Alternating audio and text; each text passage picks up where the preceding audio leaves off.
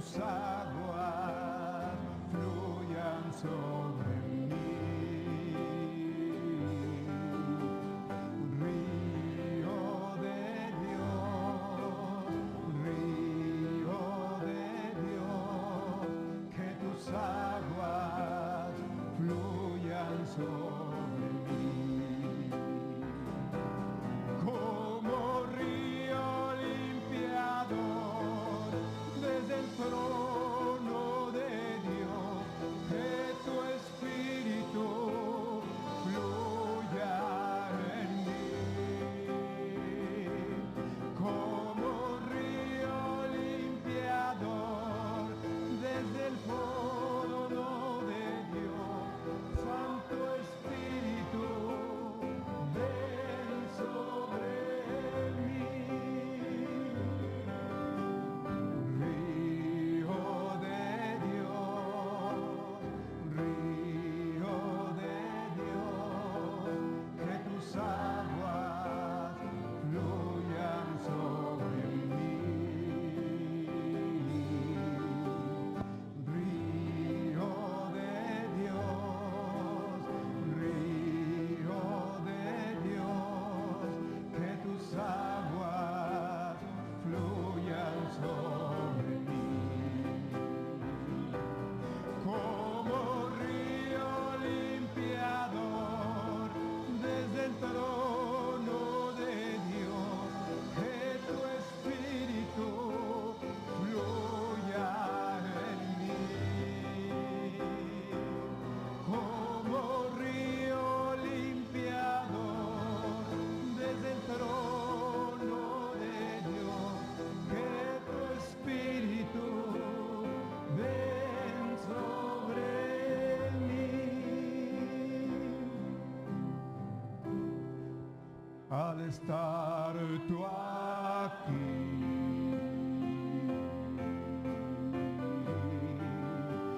mis manos alzaré, con mis labios te adoraré, con mi vida te exaltaré. Muy buenas noches, amados hermanos. Es un gusto el poder estar con ustedes. Les agradezco a todos que estén en este cambio de día que hicimos. Esperemos en el Señor Él pueda estar con nosotros. Vamos a nuestra clase número 5 sobre esta serie que estamos estudiando sobre el Sermón del Monte. Y vamos a entregar este tiempo en las manos del Señor en esta hora. Padre, te damos gracias por tu gracia infinita, gracias porque eres bueno, gracias porque eres nuestro Padre.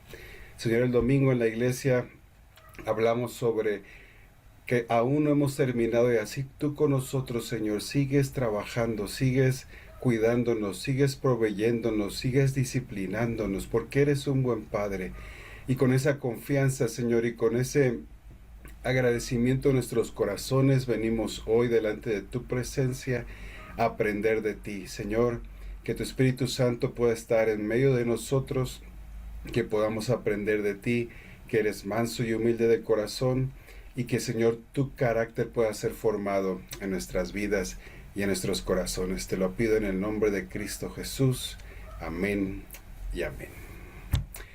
Bien, amados hermanos, en esta serie que hemos iniciado sobre el Sermón del Monte, hemos estudiado sobre cómo inicia el Sermón del Monte, que son las bienaventuranzas. No solamente son las bienaventuranzas el Sermón del Monte, pero marcan el inicio de tal vez el mensaje más famoso, si lo puedo llamar así, que el Señor Jesús predicó. Y como lo mencioné en anteriores reuniones, yo creo que el Señor Jesús nos quería dar cómo es la constitución política, si puedo hacer así una comparación, del cielo. Cómo se comportan aquellos, qué carácter deben de tener aquellos que quieren estar en el reino de los cielos. Y una de las frases que el Señor Jesús utilizó muchas veces cuando estaba en esta tierra y Él enseñaba, Él nos decía, el reino de los cielos se ha acercado. Y yo creo que estas cosas que el Señor Jesús nos dejó es para que nosotros busquemos también tener ese carácter, que es su carácter, como lo vimos en la primera clase. El Señor Jesús era el mensaje, no nos estaba diciendo algo que Él no hacía, Él era el mensaje, Él tenía autoridad para predicar porque Él era el mensaje. En la primera clase y en la segunda, en las 4 clases anteriores, vimos algunas de las bienaventuranzas. Hemos visto la primera, que fue bienaventurados los pobres en espíritu, fue la primera que vimos. Y hablamos sobre la necesidad que tenemos nosotros de saber cuál es nuestra condición y saber quién es Dios. Vimos que era como el sentido de un mendigo que extiende sus manos. Un mendigo depende de la caridad de las personas porque tal vez no puede trabajar, no tiene los medios para hacerlo. Y es totalmente dependiente. Y esa es la idea que nos da esto de ser pobres en espíritu. La segunda que vimos fue los que lloran, y vimos que no solamente se preocupan por su estado, sino también se preocupan por el estado espiritual de sus familias, de su nación, de los que los rodean, y les duele el pecado. Vimos un verso de Ezequiel donde el Señor le dice, ve y pasa por la ciudad y sella a aquellos que gimen y que claman por los pecados que se están haciendo en esta ciudad. La tercera que vimos fueron los mansos, y ahí nos detuvimos un poco y hablamos de 2 personajes, uno del Antiguo Testamento, uno del Nuevo Testamento, que la Biblia nos marca que fueron mansos, y fueron Moisés en el Antiguo Testamento y nuestro Señor Jesucristo en el Nuevo Testamento. Ambos la Biblia los marca, los menciona como que fueron mansos, pero hicieron grandes proezas. Y no se diga de nuestro Señor Jesucristo, el más grande, el más fuerte, el más poderoso, pero su cualidad era manso, mansedumbre. Él dijo, vengan y aprendan de mí que soy manso y humilde. Después vimos los que tienen hambre y sed de justicia. Y hablamos un poco sobre que necesitamos la justicia de Dios, no nuestra justicia, ver con los ojos del Señor. Y hoy vamos a ver un poco más sobre ese mismo tema. La siguiente fueron los misericordiosos. Los misericordiosos, quiero recordar una de las máximas que hemos estado mencionando, y es que todo lo que el hombre sembrare, eso también segará. Y vimos cómo es importante que nosotros tengamos esa cualidad desarrollada en nuestra vida de la misericordia, porque así es como Dios también va a mostrar misericordia hacia nosotros. Lo estudiamos, no voy a decir ampliamente, porque el tema de la misericordia y cada uno de estos temas tal vez pudiéramos dedicarles mucho tiempo a estudiarlos, pero espero que las verdades se estén quedando en nuestros corazones. Y hoy, hermanos, vamos a hablar sobre la sexta bienaventuranza. La sexta bienaventuranza dice en Mateo capítulo 5, versículo 8, bienaventurados los de limpio corazón, porque ellos verán a Dios. De nuevo, quiero recordarnos que la palabra bienaventurados es no solo, mira, a mí me enseñaron de chiquito que era 3 veces feliz o 7 veces feliz. No estoy diciendo que esté en mala definición, pero la palabra en el original quiere decir alguien que ha alcanzado la plenitud de la felicidad, y tal vez por eso me decían a mí que era 7 veces o 3 veces o no sé cuántas veces. Pero bienaventurado es alguien que ha alcanzado la plenitud, el éxtasis, el éxito total, lo alcanzó todo. Es lo que nos está dando la idea de esta palabra que dice bienaventurados. Y ahí dice aquí, los de limpio corazón. Y como cada bienaventuranza, hermanos, nos dice la cualidad que tenemos que desarrollar en nuestras vidas. Ahí va implícito un precio que tenemos que pagar en cada una de estas cualidades, pero también nos dice la recompensa que tiene esa bienaventuranza para nuestras vidas. Y aquí dice, los de limpio corazón van a poder ver a Dios. Y hermanos, muchas o algunas de las bienaventuranzas, el rey David escribió también sobre ellas cientos de años antes de que el Señor Jesús las predicara en el Sermón del Monte. Y quiero leer un salmo que seguramente es muy conocido por todos nosotros, lo hemos leído, lo hemos estudiado, nuestros pastores de Sion nos lo han enseñado en reiteradas ocasiones. En el Salmo 24 ustedes van a ver que empieza a hacer preguntas el salmista y dice, ¿quién va a subir al monte santo? ¿Quién va a acercarse a donde el Señor mora?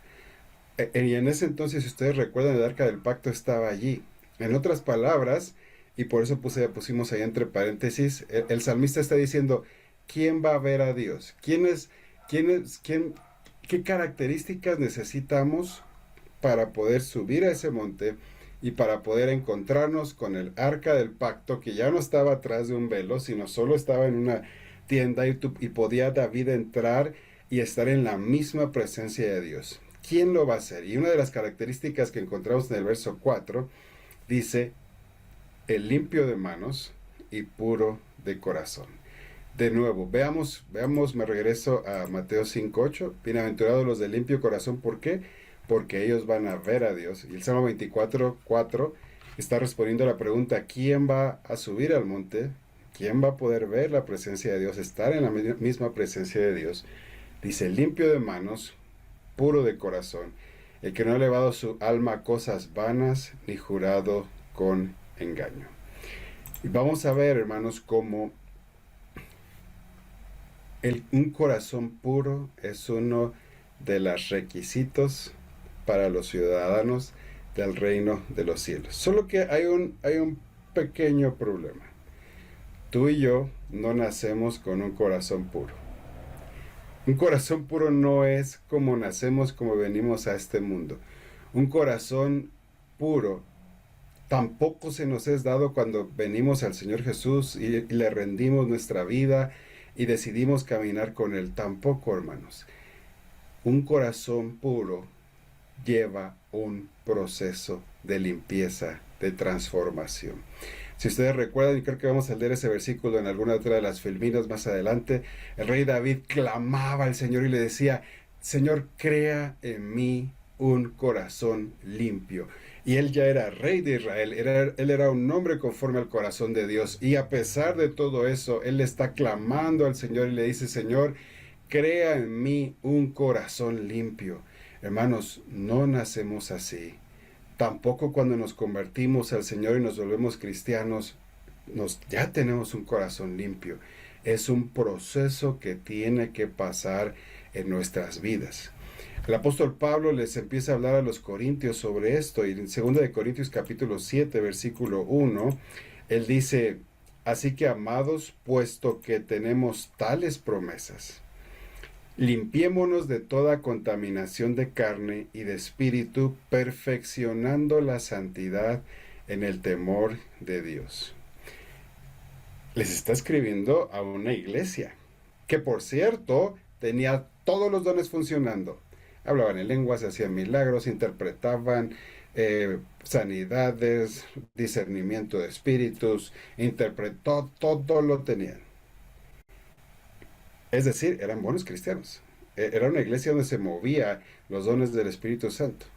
Pero Pablo les está escribiendo a esta iglesia, miren, para alcanzar las promesas, porque tenemos esas promesas que el Señor nos ha dado, tenemos que trabajar en nuestro corazón y tenemos que limpiarnos de toda contaminación de carne y de espíritu, perfeccionando la santidad en el temor de Dios.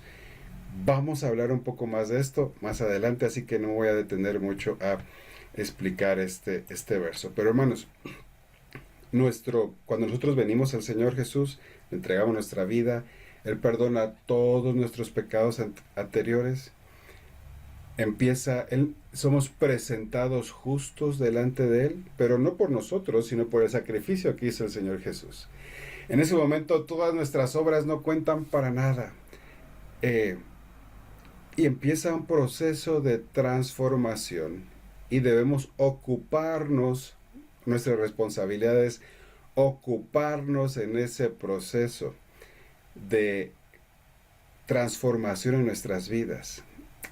Espero no decir algo que nos confunda, pero nosotros nos tenemos que ocupar en ese proceso de que se complete nuestra salvación. Y quiero aquí hacer un comentario. Yo no estoy diciendo que no somos salvos cuando el Señor Jesús lo recibimos en nuestro corazón, tenemos la experiencia de nuevo nacimiento. Ahí somos salvos por su gracia, por su sacrificio. Si ese día nos morimos, vamos al reino de los cielos. Pero ese día no ya somos cristianos maduros. Ese día no nos convertimos en nuestra vida, no somos justos. Somos contados como justos, pero no somos justos. Aún necesitamos pasar un proceso. Y tal vez este versículo me ayude un poco más a explicarlo. Filipenses capítulo 2, versículo 12, nos dice: por tanto, amados míos, como siempre habéis obedecido, no como en mi presencia solamente, sino mucho más ahora en mi ausencia, vean lo que dice al final: ocupaos en vuestra salvación con temor y temblor. Este proceso que inició en nuestras vidas cuando aceptamos al Señor Jesús como nuestro único y suficiente Señor y Salvador, necesita tener un trabajo en nuestro corazón. Y nosotros necesitamos ocuparnos en ese proceso, en ese trabajo. Yo les he mencionado mucho en las últimas prédicas, hermanos, yo soy un fiel creyente de los procesos. Y cada vez que me estoy sumergiendo en la palabra del Señor, yo veo cómo, y perdónenme que lo exprese así, pero mi cerebro piensa mucho en matemáticas y cosas de esas. Entonces yo veo los procesos, veo cómo veo estas bienaventuranzas, cómo van como una cadena, con un eslabón, con otro eslabón, y veo que no puedo llegar a la 3 si no pasé por la 1 y por la 2, etc. Entonces, aquí el apóstol Pablo está escribiendo a los filipenses: ocúpense en su salvación, ocúpense en que se complete ese proceso. ¿Por qué? Y miren, les voy a hablar de uno que tal vez sea muy sencillo. Este cuerpo que tenemos no va a entrar al cielo. La palabra de Dios es bien clara, que dice que ni carne ni sangre heredará el reino de los cielos. En algún momento, cuando nosotros, el apóstol Pablo también lo dijo en Tesalonicenses, a la final trompeta, aquellos que estén muertos, que hayan muerto en Cristo, van a resucitar y sus cuerpos van a ser transformados. Y nosotros que estemos vivos también vamos a ser llevados en los aires, y también vamos a ir ser transformados, y se va a completar nuestra salvación, nuestro cuerpo que está envejeciendo, que nos están saliendo canas algunos. Eso se terminó porque vamos a recibir un cuerpo glorificado y se va a completar ese proceso. Y de esto es lo que el apóstol Pablo también está hablando aquí. Quiero leer un verso más que también nos va a reafirmar esto. Segunda de Pedro capítulo 1, versículo 10. Dice: por lo cual, hermanos, tanto más procurad hacer firme vuestra vocación y elección, pues haciendo estas cosas no caeréis jamás. Entonces el apóstol Pablo dice: procuren ser firmes en lo que se les ha enseñado, en lo que el Señor Jesús nos ha dado, porque si guardamos estas cosas, no vamos a caer. Y estamos hablando de la bienaventuranza 6, que es: bienaventurados los de limpio corazón. Limpio corazón. Ya mencionamos que no nacemos con un corazón limpio. Ya mencionamos que cuando nosotros recibimos al Señor Jesús como nuestro único y suficiente Salvador y nacemos de nuevo, sí somos perdonados, sí el Señor nos lava con su sangre, pero nuestro corazón, hermanos, aún necesita pasar ese proceso de transformación. Así que quiero poner énfasis especial, hermanos, que requiere un esfuerzo, y no solo un esfuerzo, sino un anhelo, un deseo de decir: Señor, límpiame. Leímos, lo vamos a leer el Salmo de David: Señor, crea en mí un corazón limpio. Cantamos un canto de hace muchísimos años, porque todo lo que hay dentro de mí necesita ser cambiado. El domingo cantamos: río de Dios, que tus aguas fluyan sobre mí como río limpiador desde el trono de Dios. Ven y límpiame, hermanos. Y Es cierto que de dónde viene ah, esa lucha interna en que nuestro corazón no es limpio. Y entonces el apóstol Pablo, hermanos, lo decía, si ustedes recuerdan en una de sus cartas, es que yo quiero hacer lo bueno, pero cuando me doy cuenta ya no lo estoy haciendo.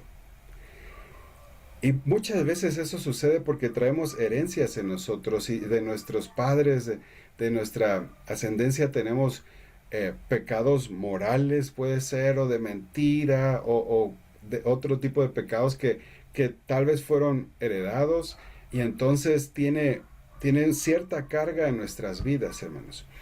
Y no sé, tal vez te ha pasado a ti que, oye, yo tengo esta área con la que lucho, pero no sé por qué, si yo nunca hice nada para tener problemas con este pecado en mi vida, pero tal vez tú no, pero alguien, y puede ser alguien muy atrás, hermanos. El domingo vimos uno de ellos.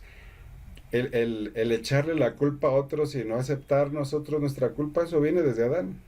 Eso viene desde allá. Entonces, hoy en día nosotros cuando se nos enfrenta, no, la culpa la tiene la hermana, el hermano, la esposa, el esposo, los hijos, mi abuelito, mi papá, mi mamá, menos yo. Bueno, eso viene desde Adán y a eso me refiero de cosas heredadas. Y para empeorar un poco las cosas, hermanos, hoy vivimos en una generación que está inundada de sensualidad, de violencia, eh, en nuestros oídos, en nuestros ojos, en nuestra mente.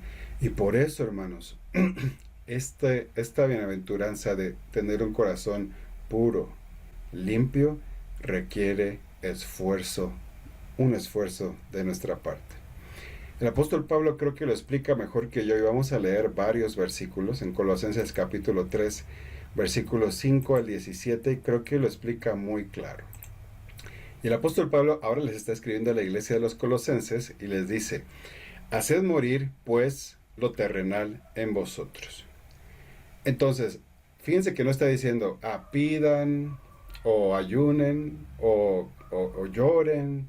Dice, hagan morir. Es decir, en esto tú y yo tenemos que tomar acción y decisión para hacer morir esto. ¿Y qué es esto? Fornicación, impurezas, pasiones desordenadas, malos deseos y avaricia, que es idolatría. Cosas por las cuales la ira de Dios viene sobre los hijos de desobediencia, en las cuales vosotros también anduvisteis en otro tiempo, cuando vivíais en ella. Entonces, aquí el apóstol Pablo empieza diciéndonos, miren, ustedes tienen que tomar la decisión de hacer morir esto. Bueno, la fornicación es no tener relaciones sexuales antes del matrimonio. Y yo tengo que tomar la decisión de decir, esto no va a suceder. Pasiones desordenadas, malos deseos, avaricias. Bueno, tal vez yo recuerdo a un joven que decía, yo no he hecho nada de eso, pastor. Mira, hablemos del joven rico para no hablar de otros. El joven rico llegó con el Señor y le dijo, Señor, ¿qué hago para heredar la vida eterna? Y el Señor Jesús le dijo, conoce los mandamientos, no matarás, no, etcétera. Y él dijo, todo eso lo he hecho. Bueno, para aquellos que han hecho todo esto, sigamos leyendo. Versículo 8 de Colosenses 3. Pero ahora, dejad también vosotros todas estas cosas, ira, enojo, malicia, blasfemia, palabras deshonestas de vuestra boca, no mintáis los unos a los otros, y despojámonos, o dice, habiéndoos despojado del viejo hombre y de sus hechos. 7 cosas que el apóstol Pablo agrega aquí. Y hermanos, parece ser que se eleva, ¿verdad? Porque el Señor no vino a abrogar la ley, vino a cumplirla y a elevarla. Entonces dice, cuidado con la ira. La ira hace que no tengamos un corazón limpio. El enojo, la malicia, la blasfemia, decir palabras deshonestas de nuestra boca, las mentiras. Pero por si no está incluido aquí alguna de esas cosas, todo lo que incluya el viejo hombre y lo que el viejo hombre hacía. Hay una frase en la cual, hermanos, yo quiero expresarles que haríamos bien en no usarla. Y esas frases es que mi mamá era así, o mi papá era así, o es que pues así soy. Bueno, te aplaudo que el primer paso es reconocerlo. Pero el apóstol Pablo aquí dice, si queremos ser puros de corazón, limpios de corazón, tenemos que tomar la decisión de decir, tengo que dejar esto. Y te doy una sugerencia. Tal vez a partir de hoy puedes decir, estoy dejando esto. Estoy dejando la ira, estoy dejando el enojo, estoy dejando... Y no lo usemos como excusa, solo es una sugerencia, porque, hermanos, tenemos que recordar, tenemos que tomar nosotros una decisión y poner esfuerzo también en esto. Ahora, para que nosotros seamos limpios de corazón, no solo tenemos que dejar de hacer, ¿sí? Porque conozco personas que dejan de hacer, pero a partir del verso 10 nos dice que hay que hacer. No solo es dejar de hacer esas cosas, sino empezar a hacer lo que nos va a llevar a tener un corazón limpio. Y dice el verso 10, y revestirnos del nuevo hombre, el cual conforme a la imagen del que lo creó se va renovando hasta el conocimiento pleno.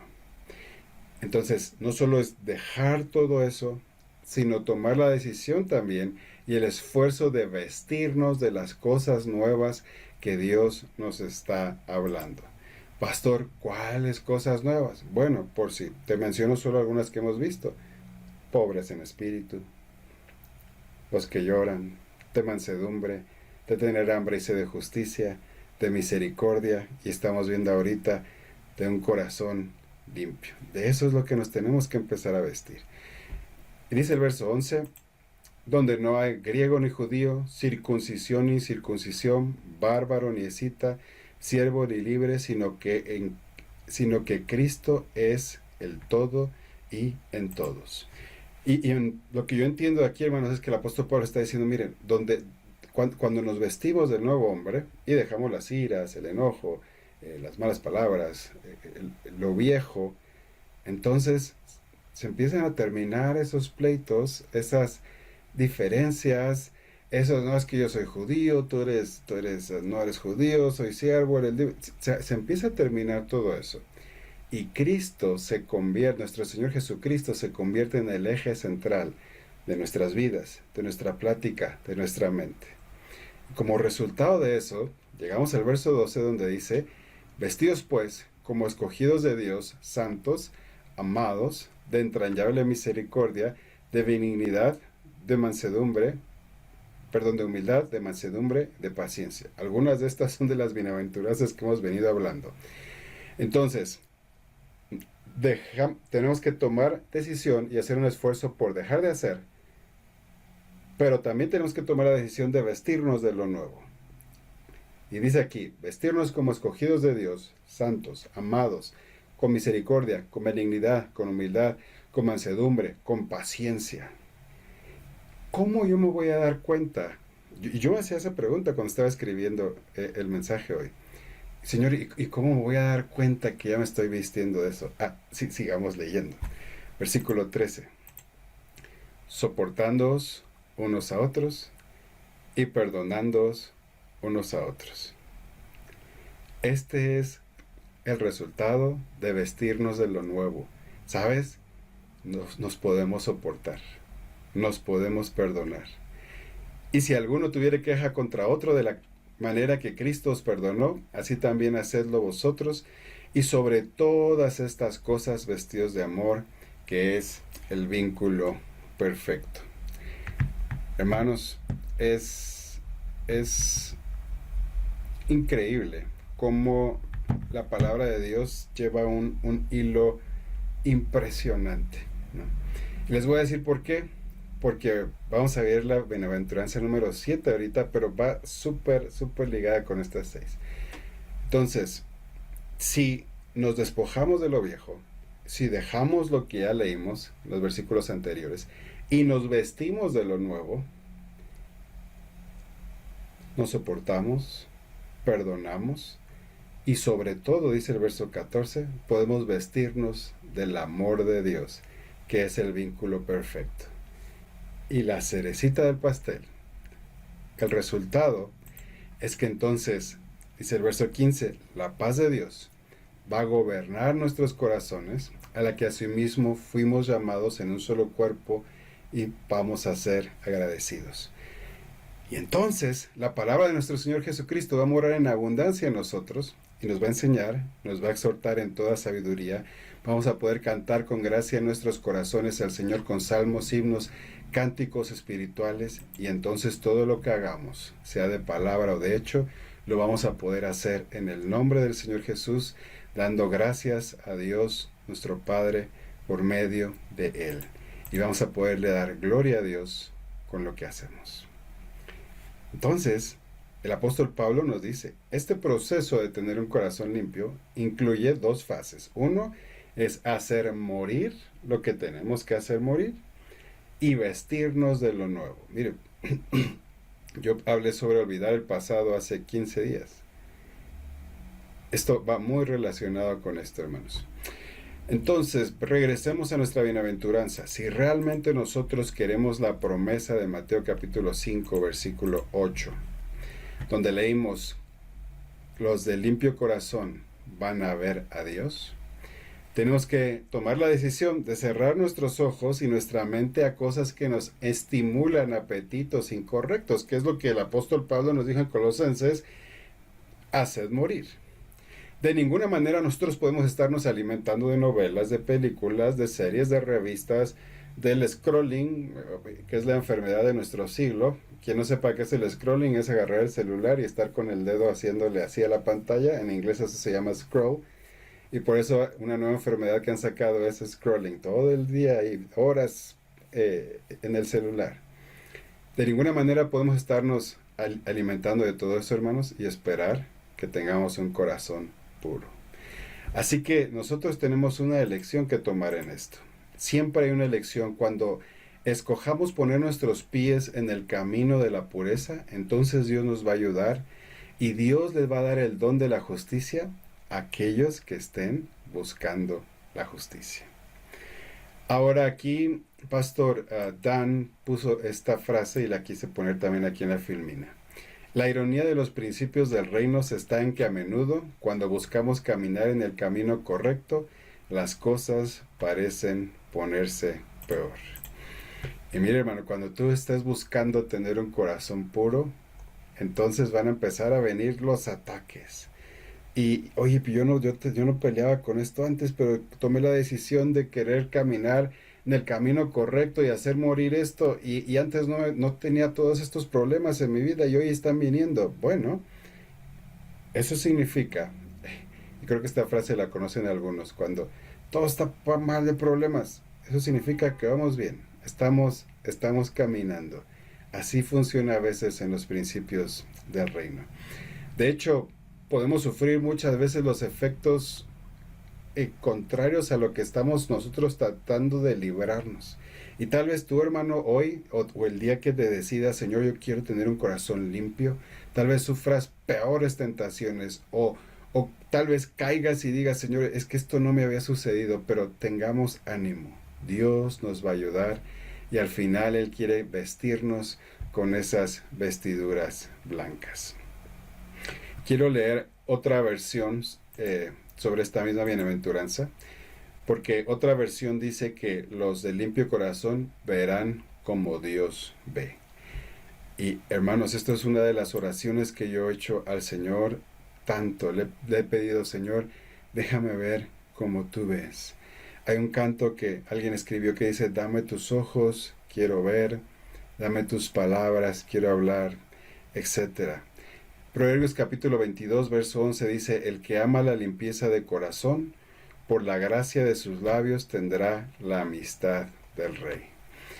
Una conversación pura dice mucho sobre nuestros corazones.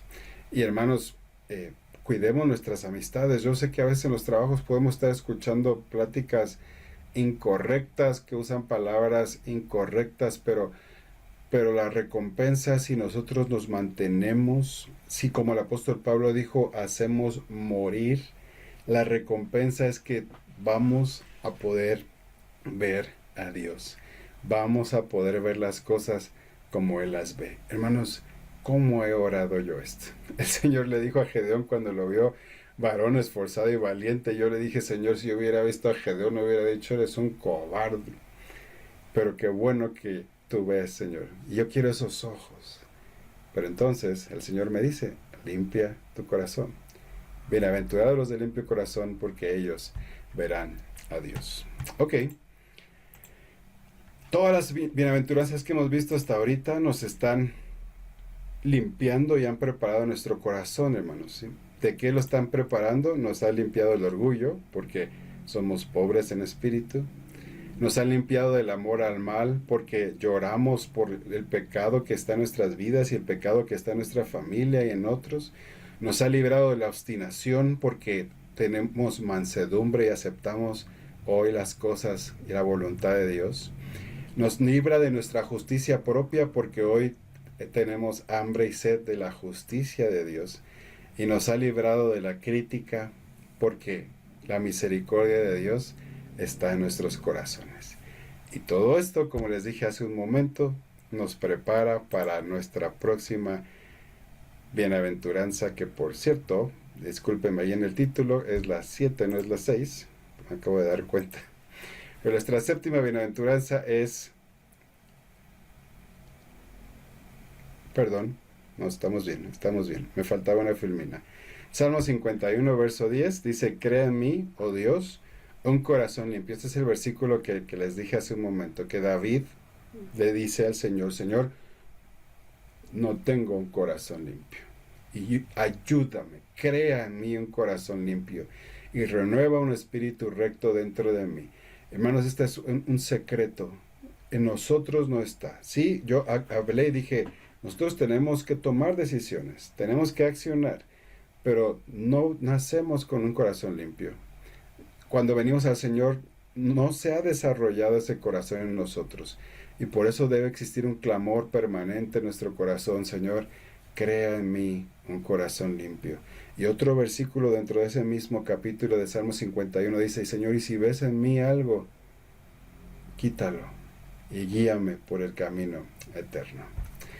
Ok, ahora sí, vamos a la bienaventuranza número 7. Entonces, todas las que hemos estado estudiando, hermanos, hasta ahorita, las 6 bienaventuranzas pasadas, como mencioné, nos ha librado del orgullo, del amor al mal, de la obstinación, de la justicia propia, de la crítica para otros, y nos preparan para esta séptima bienaventuranza, los pacificadores. Y Mateo capítulo 5, verso 9 dice, bienaventurados los pacificadores. De nuevo, hay un precio que pagar por ser pacificador, pero la promesa es porque ellos serán llamados hijos de Dios. Y la palabra griega que utiliza aquí en hijos se refiere a hijos maduros. Acuérdense que en el griego, bueno, en español hablamos hijos y no importa si son hijos chiquitos, bebés, o si son hijos grandotes ya con canas, para nosotros siguen siendo hijos. En el griego no. En el griego hay una palabra para hijos pequeñitos, chiquitos, y una palabra para hijos ya grandes. Y la palabra que está usada aquí se está refiriendo a hijos ya maduros, ¿sí? Entonces dice, bienaventurados los pacificadores, porque ellos van a ser llamados hijos de Dios. Y en la escritura, hermanos, la paz está asociada con el aceite de oliva. ¿Y cómo se extrae el aceite de oliva? Miren, quise traer un video, pero no lo pude adjuntar a la presentación, pero busquen ustedes cómo extraían el aceite, tanto hoy como en esos tiempos. Y el aceite es que cosechaban las olivas, las ponían en un molino, empezaban a moler las olivas, quedaba una como plasta, y luego esa plasta la ponían una encima de otra, ¿no? Formaban como piezas circulares o rectangulares que ponían una encima de otra en una prensa. Y luego esa prensa alguien iba girando y iba siendo aplastada, y el aceite empieza a destilar. Así que esta bienaventuranza, como todas las otras, tiene un precio que pagar. Un pacificador, hermanos, está dispuesto a ser, dice la filmina, la zona de amortiguación entre dos lados opuestos. Mira, en otras palabras, este se está peleando con este y tú ves cómo se van a dar un encontronazo y entonces tú te pones en medio y en este proceso, que como dice la siguiente filmina, en el proceso el pacificador es machacado por ambos lados y de este modo lubrica la fricción y trae la paz. Por eso les mencionaba del aceite. Esa presión de la prensa empieza a hacer que ese aceite salga y pueda traer lubricación y pueda traer paz. Como todas las bienaventuranzas que hemos leído, hermanos, se requiere un precio que pagar, cierto sufrimiento para poder traer paz, para hacer una ofrenda de paz. Y de hecho, es solamente aquellos hombres, mujeres, cristianos fuertes, aquellos que pueden ser pacificadores. Solamente aquellos cristianos maduros que van a estar dispuestos a ser machacados, exprimidos, dispuestos a ser el objeto de ataques con tal o para poder traer paz. Bueno, esto suena un poco complicado, pero veamos un ejemplo, hermanos. Y creo que el mayor ejemplo de todos es nuestro Señor Jesucristo. El mayor ejemplo de todos los tiempos fue nuestro Señor Jesucristo y Él se convirtió en una ofrenda de paz en la cruz. ¿Para qué? No solamente para reconciliarnos a nosotros con Dios, sino para que nos podamos reconciliar unos con otros.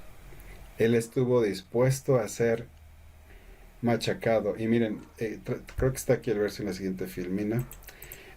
Efesios capítulo 2, verso 14 dice, porque Él es nuestra paz, que de ambos pueblos hizo uno, derribando la pared intermedia de separación. E Isaías 53, capítulo 5 dice, mas Él herido fue por nuestras rebeliones, molido como esas aceitunas por nuestros pecados. Y el castigo de nuestra paz, para que nosotros pudiéramos tener paz, Él llevó ese castigo, ese ser molido, ese ser prensado. Y por su llaga fuimos nosotros curados. No es fácil, hermanos. Por ahí hay un dicho que no sé quién lo haya inventado, pero dice que el que quiere sacar paz, el que quiere poner paz saca más o algo así. Dice, es real. Es estar dispuesto a ser golpeado y sufrir para que dos personas, dos situaciones, dos entes puedan estar en paz. Pero ¿sabes cuál es la ganancia o la promesa? Como leímos hace un momento, la ganancia eterna de cumplir este papel de ser un pacificador es que vamos a poder ser llamados hijos maduros de Dios. Y otra gran promesa, hermanos, es que los hijos maduros son los que van a reinar con Cristo. ¿Sabes por qué? Porque uno de los atributos de nuestro Dios es que Él es el Dios de paz. Y entonces, hermanos, hoy que estaba escribiendo, bueno, perdón, no sé si esta frase está bien dicha en español, pero en inglés hay una frase que dice, me estalló la cabeza, y no todavía la tengo aquí, pero es una frase que te hace ver, lo que quiere decir es que ves algo que no habías visto, ¿sí? Si tú estás dispuesto, hermano y hermana, a ser un pacificador, a que vas a pagar un precio y te van a atacar y vas a estar metido en la prensa, vas a poder tener y desarrollar en tu vida esa cualidad que Dios tiene, que es tener paz, ser un promotor de paz. ¿Y sabes cuál es una de las cosas que recordé escribiendo hoy este tema? Que Romanos capítulo 16, versículo 20 dice, y el Dios de paz aplastará en breve a Satanás bajo vuestros pies. Y entonces me empezó a hacer clic todo. Los pacificadores son hijos maduros de Dios. ¿Quién vence? ¿Quién va a aplastar a Satanás? El Dios de paz. Los hijos maduros. los hijos de Dios que estuvieran dispuestos a pasar por la prensa y que ese aceite pueda brotar en sus vidas, en nuestras vidas, y que podamos traer la misma esencia de Dios con nuestros hermanos, esos van a aplastar a Satanás y va a estar bajo nuestros pies. Quiero leer nuevamente Efesios 2, capítulo 14. Dice, porque Él está dando nuestro Señor Jesucristo. Él es nuestra paz, que de ambos pueblos hizo uno, derribando la pared intermedia de separación. ¿Cuál es esa pared, hermanos? Bueno, esa pared es erigida por nuestros pecados. Pero esa pared es derribada cuando tenemos paz con Dios y paz con nuestros hermanos. El Señor Jesús pagó un alto precio, ¿verdad? El Señor Jesús, si te recuerdan el verso de Isaías que leímos hace un momento, dijo, el castigo de nuestra paz fue sobre Él. Y para que haya paz, hermanos, para que podamos nosotros ser un pacificador, ser un promotor, porque eso es un pacificador, alguien que es un elemento que es usado para traer paz. Para que haya paz hay un precio que pagar. Los verdaderos pacificadores están dispuestos a sacrificarse a sí mismos con tal de lograr la unidad y la tolerancia entre las personas. Y cuando yo estaba escribiendo esto y leyendo esto, le dije, Señor, ayúdame a ser un pacificador. Ayúdame a que se forme en mí esta cualidad. Y que esas paredes que nos separan, que se levantan entre nosotros, entre Dios y nosotros, pero también entre nosotros y nuestro prójimo, que son ladrillos de autocompasión, de mentiras, de celos, de orgullo, de ofensas, etcétera, etcétera, que esas paredes puedan ser derribadas, como leímos en Efesios 2:14. Él es nuestra paz, que de ambos pueblos hizo uno, derribando esa pared. Señor, ayúdanos a derribar esa pared. El pacificador celestial va a poder poner sobre el pacificador terrenal, sobre aquellos que quieran ser pacificadores y que quieran que esta cualidad se forme en sus vidas. El pacificador celestial va a ayudarnos por medio del proceso de sufrimiento necesario para hacer que esas paredes caigan. Y sí, en ocasiones las dos partes que están en conflicto se van a volver contra el pacificador. Esto es algo muy posible. Y el pacificador entonces va a tener que soportar críticas injustas. Pero recuerda, cuando estés en ese proceso vas a estar en la prensa, cuando entonces todo ese proceso se convierte en aceite de oliva que va a reducir la fricción entre los santos, y el Dios de paz va a permitir que una vez que esas paredes sean derribadas, el enemigo de nuestras almas sea aplastado. Creo que uno de los ejemplos más grandes que tenemos sobre esto fue José. José estuvo dispuesto a pasar el proceso, hermanos, de ser prensado. Y al final, ya que pudo ser utilizado como ese aceite que limó las asperezas con sus hermanos, con su padre, que pudo perdonar, etc., él les termina diciendo a sus hermanos, ustedes no me trajeron aquí, fue Dios, era su plan, hoy lo entiendo. Pudo ver a Dios en su vida y en el proceso. Bienaventurados los pacificadores, porque ellos verán a Dios. Oremos. Gracias te doy, Señor, por la clase de este día. Hemos visto dos bienaventuranzas, Señor, tan importantes, que yo necesito tanto, Señor, en mi vida. Señor, hoy quisiera terminar orando como David oró. Señor, crea en mí un corazón limpio. Crea en mí, Señor, un corazón limpio, que pueda quiero verte, Señor. Quiero ver con tus ojos. Quiero sentir con tu corazón. Crea en nosotros un corazón limpio. Y, Señor, ayúdanos a tomar decisiones y acciones para hacer morir lo terrenal en nosotros, para hacer morir las obras de la carne en nosotros, para hacer morir el pecado en nosotros, y que tú puedas formar en nosotros un corazón limpio. Y Señor, ayúdanos a ser pacificadores. Pon en nosotros el querer como el hacer por tu buena voluntad, y que estemos dispuestos a ser prensados para que tu aceite sea formado en nosotros, que podamos ser promotores de paz, de unidad, de amor, y que entonces, Señor, podamos derribar esas paredes que han estado construyéndose hacia ti, hacia nuestro prójimo, y que podamos así, Señor, derrotar al enemigo de nuestras almas y ponerlo bajo nuestros pies. Gracias por esta palabra, Señor, que produzca ese fruto en nuestro corazón, te lo pido. Bendigo a mis hermanos, Señor, guárdales en el hueco de tu mano, y que tu gracia siga estando con nosotros hasta que podamos ser como tú. En el nombre de Cristo Jesús. Amén y amén.